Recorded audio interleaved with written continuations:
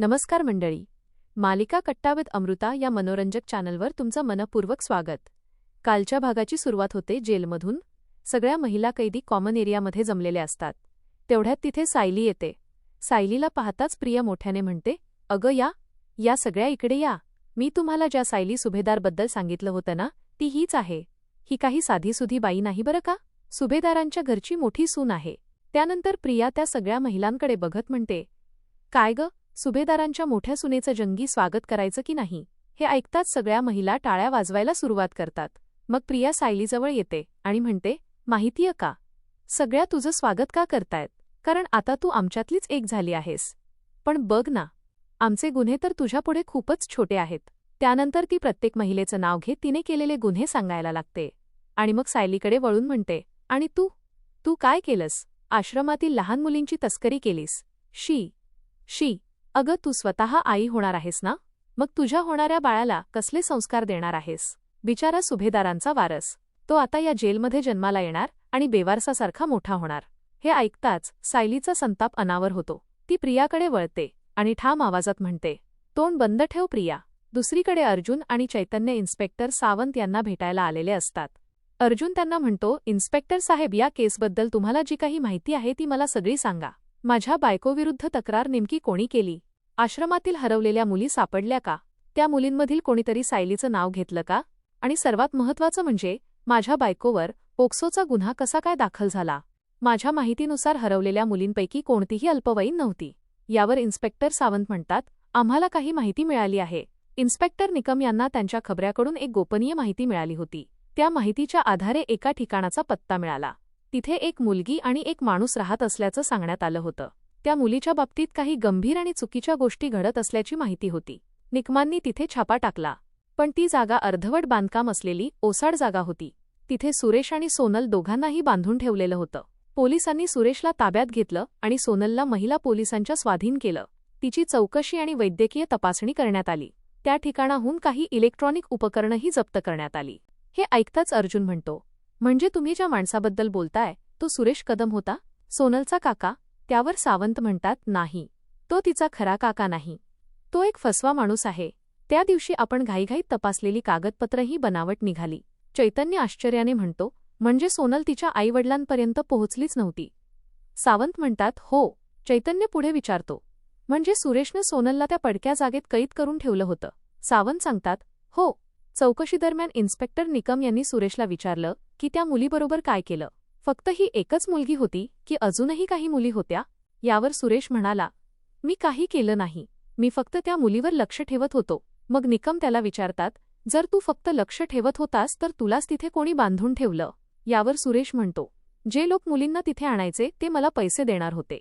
पण मी त्यांना सांगितलं की पैसे दिले नाहीत तर मी पोलिसांना सगळं सांगीन, म्हणून त्यांनीच मला बांधून ठेवलं.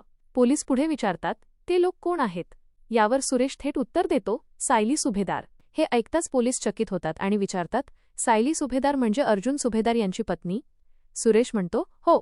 सायली आणि अर्जुन दोघं मिळून मुलींची तस्करी करतात. त्यांचे अश्लील व्हिडिओ तयार करून ते विकतात आणि त्यातून भरपूर पैसा कमावतात. हे ऐकताच अर्जुन संतापाने म्हणतो, साहेब, तो माणूस साफ खोटं बोलतोय. माझ्या बायकोच्या नावावर अशी कोणतीच जागा नाही. रविराज काकांच्या प्रॉपर्टीवरही तिने नुकत्याच सह्या केल्या आहेत. त्यामुळे अशा प्रकारची जागा तिच्या मालकीची असणं शक्यच नाही. आणि ज्या जागेबद्दल तो बोलतोय तिथे माझी बायको कधीच गेली नाही, याची मला पूर्ण खात्री आहे. चैतन्यही लगेच म्हणतो, सावंतसाहेब, तो सुरेश कदम कसा माणूस आहे हे आपल्यालाही चांगलंच माहिती आहे. यावर इन्स्पेक्टर सावंत म्हणतात, मलाही एकच प्रश्न पडला आहे, सुरेश कदम खोटं का बोलतोय? पण एक गोष्ट अजून आहे, सोनलनेही तिचा जबाब दिला आहे. हे ऐकताच अर्जुन विचारतो, ग्रेट, म्हणजे तिनेही सुरेश जे काही बोलतोय ते सगळं खोटं असल्याचं सांगितलं असेल ना? सावंत शांतपणे म्हणतात, नाही, तिने सांगितलं की तिने सुरेशला सायली मॅडमशी बोलताना ऐकलं होतं. हे ऐकताच अर्जुन हादरतो, काय? हे शक्यच नाही. सोनल सायलीबद्दल असं कधीच बोलू शकत नाही. सावंत पुढे म्हणतात, पण हेच खरं आहे. सोनलने तिच्या जबाबात हे स्पष्ट सांगितलं आहे आणि तिचं हे स्टेटमेंट सायलीच्या विरोधात जाणार आहे. यावर चैतन्य विचारतो, पण मग सायली वहिनींवर पोक्सोचं कलम कसं लावलं? आपल्या माहितीनुसार त्या सगळ्या मुली 18 वर्षांवरील होत्या. इन्स्पेक्टर सावंत म्हणतात, सुरेशने त्याच्या जबाबात सांगितलं की सोनल आणि मानसी या दोघी अल्पवयीन आहेत. शिवाय इन्स्पेक्टर निकम यांना सोनल अल्पवयीन असल्याचा पुरावाही मिळाला आहे. अर्जुन लगेच म्हणतो, नाही, हे चुकीचं आहे. माझ्या माहितीनुसार हरवलेल्या मुलींपैकी एकही मुलगी अल्पवयीन नव्हती.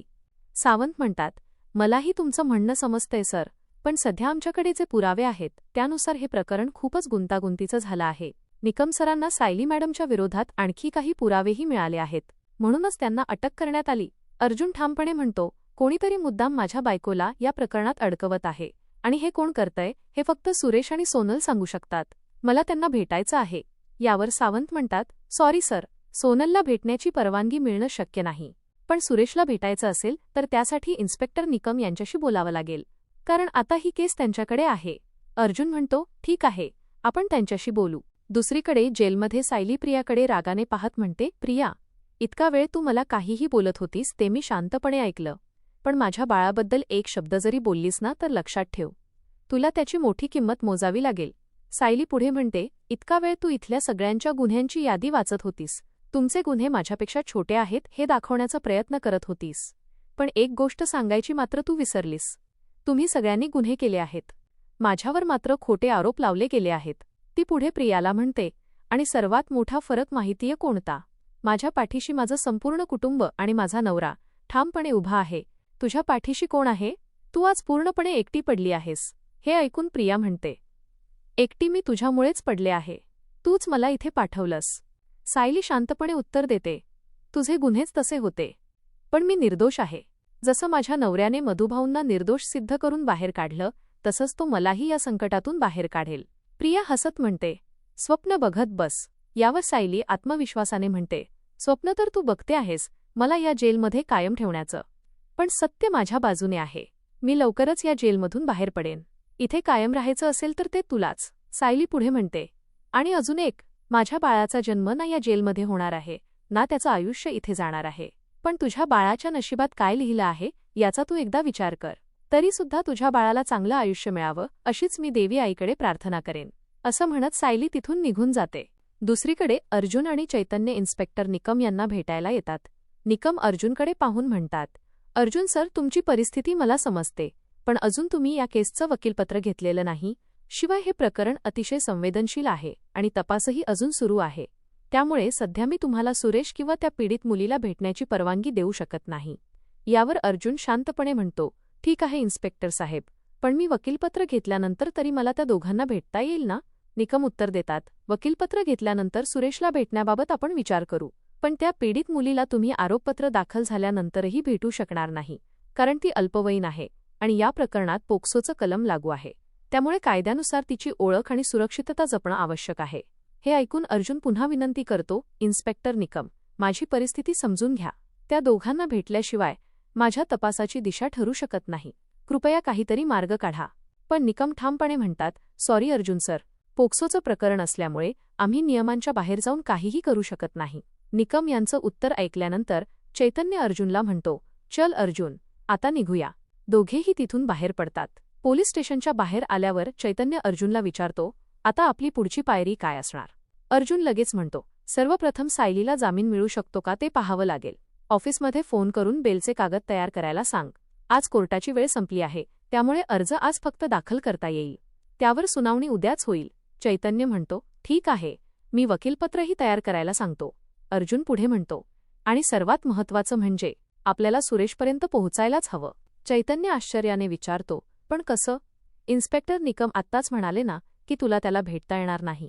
अर्जुन शांतपणे म्हणतो, त्याच्यावर अजून कोणताही गुन्हा दाखल झालेला नाही, म्हणजे तो पोलीस कोठडीत नसून त्याच्या घरी असण्याची शक्यता आहे. त्यामुळे आपल्याला त्याचा पत्ता शोधावा लागेल.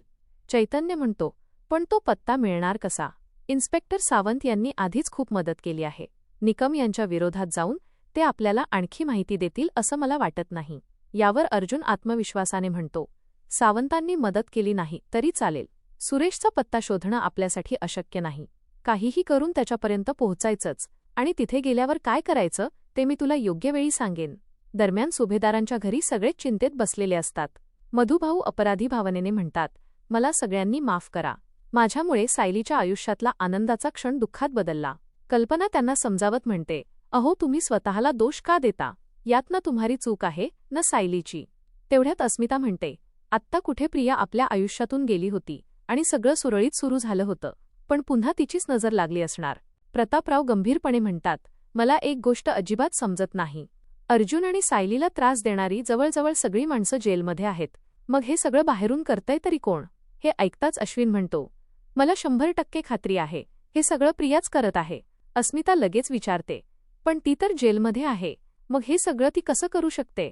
अश्विन म्हणतो, तिचा स्वभाव तुला माहीत नाही का? ती जेलमध्ये राहूनही सगळं नियोजन करू शकते. आणि ती आत असली तरी महिपत बाहेर आहे. कदाचित त्यालाच हाताशी धरून हे सगळं घडवलं जात असेल. प्रतिमा म्हणते, हे सगळं सध्या फक्त अंदाज आहेत. आत्ता आपल्यासाठी सर्वात महत्त्वाचं म्हणजे सायली सुरक्षितपणे बाहेर येणं.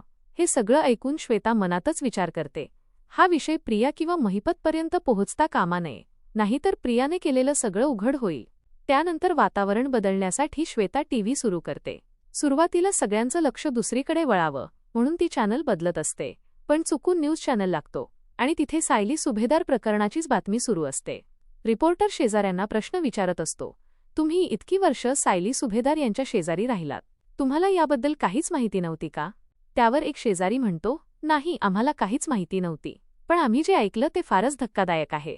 एक महिला म्हणते, सायली लहान मुलींची तस्करी करत होती असं ऐकलं. खरंच हे सगळं खूप भयंकर आहे. दिसायला किती साधी वाटते, पण अशा श्रीमंत घरातली माणसं बाहेरून एक आणि आतून दुसरीच असतात.